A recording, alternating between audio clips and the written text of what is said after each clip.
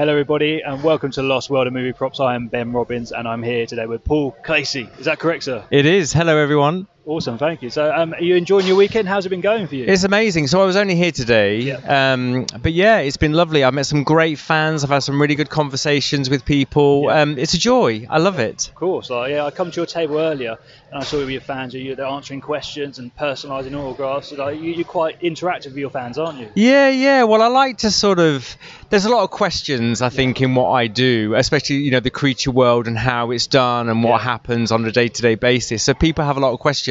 Yeah. Hey, I'm happy to answer them. Awesome. I've got some questions for you then. Okay. So I actually heard a fan talk to you about 28 Days Later. Yes. Tell us about 28 Days Later, your experiences on set and filming and how you got a role in it. Okay, so I'm going to have to go back in my memory banks for 28 Days 20 years later. ago nearly, isn't it? Yeah, it's quite some time ago. So the story is that I was out in Prague filming on Blade 2 for Guillermo del Toro. Awesome, yeah. And my agent luckily got me a sort of interview with Danny, a private interview with Danny. So I finished on Blade, came back over here, had this meeting with Danny. Yeah. We had this sort of chat and he told me about the movie and what was required and asked if I was interested, and I was like, yes. Yeah. And he said, well, we'd love you to be on board. And I was like, okay. So that was it. Yeah. Just days of makeup and having my teeth browned and veins put on me and all that sort of stuff. And did you play one of the infected characters? yeah, so I was one of the featured infected. Yeah. Awesome. I was. And so let me fast forward a little bit. So when 28 Weeks Later came out, I believe Danny was on Sunshine and Sunshine had run over, so Juan Carlos was going to be directing 28 Weeks.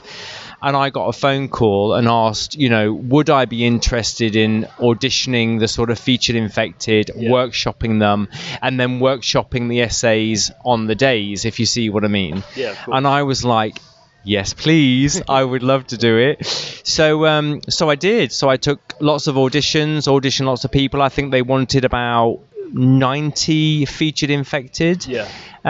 So did all that, workshopped them, and then lo and behold, they sort of handed me the script, obviously to read the script and what was required and stuff. Yeah. And they just said, would you be interested in playing anything in the script? Yeah. And I never actually got to choose anything because it was chosen for me. They said a little bit further down the line, after I'd done all the sort of auditions and the workshops and everything, they said, would you like to be the infected that breaks into the cottage and chases the family upstairs? Nice, and I was like, yeah, I'll do that for you. That would be great. So yes, in 28 Weeks Later, I'm the infected that breaks through the window, chases them up the stairs into the bedroom, and then I believe Robert Carlyle jumps out the bedroom window, but the lady's left there. He leaves his missus behind, doesn't he? Just locks her and off he goes. Like. With me. with you, of all people. So that is my sort of story of 28 Days and 28 Weeks Later. So obviously, to be an infected character, I've asked this question to some guests yesterday. Yes. Did you pre-pump yourself up to get into that character, or could you just snap into it and off you go? So I think you have to get yourself, let's say, to a performance level, and I think once you've got the performance, which it was unbelievably physical. I mean, it was road rage, 100 miles an hour basically, and that's the physical dynamics that Danny wanted. But to physically create that, hour after hour, shot after shot, is completely exhausting. Of which was definitely found out when I took the workshops, for 28 Weeks Later. But I think once you get to that level of performance, you can just switch it on and off. Because you know exactly what's required. Muscle memory, memory, of course. Absolutely. Because obviously, moving a bit further forward again, you've been in Star Wars as well. So there's a Star Wars day today. Yes. So all your pictures are Star Wars out. So yes. Tell us about Star Wars. Okay, so Star Wars. So I since doing Blade 2, basically, which was my first sort of creature role, like full prosthetics, 4 hours in the chair every morning for makeups. That was my introduction. And then obviously I came back, met Danny, went on to 28 Days Later. after that, this is just filling in the gaps to get me to Star Wars. I auditioned for Doctor Who, which was about 18, 19 years ago. And so I've been playing creatures, aliens, Cybermen, I mean, you name it, over the years on Doctor Who. Nice. So I'm known for playing creatures and monsters and aliens, and my background's movement, basically. And, you know, quite often now I get asked to sort of either work with actors on their movement or to work with people in suits, because I have that knowledge and understanding of what they require and what is needed to achieve the shots, if you see what I mean, as well. So that's my world. And then obviously being known for all that, I was actually contacted by a friend of mine who I'd auditioned for 28 weeks later. So I auditioned Brian Herring as one of the feature infected, of which he came on board and, you know, he filmed some of the scenes and stuff. And then we kept in touch. Then fast forwarding to Star Wars, he was asked to put a list together of people he would recommend to wear suits or prosthetics and puppeteers. And so he just called me and said, I've got this small project on, need to put a list together, really appreciate your opinion. Who would you put forward on the list? I can't tell you what it is, but, you know, would you help out? I mean, he'd obviously asked quite a few people, because I think at that point, the of 7 being made, it was unknown how many people they would require. Of course. So the list had to be as long as we could make it, really. So I sort of wrote down all the people that I would recommend and have worked with, and, you know, so that was the first step into Star Wars. And then they were doing some, I suppose, creatures to sort of show JJ some creatures that weren't scripted, but, you know, would he be interested in using them in the movie? So Brian calls me again and said, what's your shoe size? And I was like 7, because I've got quite small feet. I got massive and he was feet. I got 12s on now. Oh my god. We're like the opposites, right? So he said, what shoe size are you? And I said, I'm a size 7. He said, well, I can't tell you what it is, but would you be interested in going in something that 5 other people will be inside with you? And I was like, yeah, that sounds really cool, sort of thing. And then heard nothing more of it.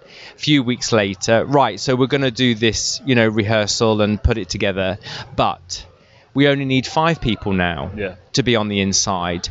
We were hoping you may be interested in being on the outside and coordinate it. So coordinate the 5 people on the inside, which, fast forward, was the Lugger Beast, the big sort of hippivore, hogivore. I mean, I've heard so many different names for it. So I just did that, and then, you know, Neil Scanlon was sort of like, oh, well, we've got this as well. Would you be interested in sort of working this out with the performers? So I was just there, and then obviously being known playing creatures, some creatures came up. Would I be interested? I was asked to do the movement, you know, coordinate the movement and that sort of stuff, and the performers on set, and that was episode 7, and then I was truly blessed to do all 5. Awesome. Yes. That's fantastic. The fact you got to do all 5 as well. Yeah, all 5, which was amazing. And I mean, you know, let me think of his name, the character, Gullet. So, I mean, there was, I think, 18 puppeteers underneath. So we sort of say upstairs, downstairs. So you've got the set, which is upstairs, and all the puppeteers are downstairs. And so I'd be upstairs, as it were, coordinating all 18 puppeteers downstairs, because even though we've had rehearsals and we've got it all going and looking really good, you never truly know what's required shot by shot. But obviously I know who does what.